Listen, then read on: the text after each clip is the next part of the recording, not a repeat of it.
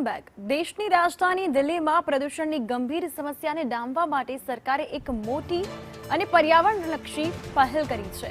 દિલ્હીમાં હવે સત્તાવાર રીતે હાઇડ્રોજન બસ સેવાનો પ્રારંભ કરવામાં આવ્યો છે। આ નવી પહેલ હેઠળ બસો ખાસ કરીને સંસદ ભવનથી સેવા તીર્થ રૂટ પર દોડશે, જેનાથી સેન્ટ્રલ વિસ્તારમાં અવરજવર કરતા મુસાફરોની સફર વધુ સરળ અને પ્રદૂષણ મુક્ત બનશે। તો મુસાફરોની સુવિધાને ધ્યાનમાં રાખીને આ હાઇડ્રોજન બસનું ભાડું અત્યંત કિફાયતી એટલે કે માત્ર 10 રૂપિયાથી 15 રૂપિયા રાખવામાં આવ્યું છે અને આ બસ સેવા પ્રખ્યાત ઇન્ડિયા ગેટ સુધી પણ લંબાવવામાં આવી છે, જેથી પ્રવાસીઓ અને સ્થાનિક લોકો પર્યાવરણને નુકસાન પહોંચાડ્યા વગર મુસાફરીનો આનંદ માણી શકે।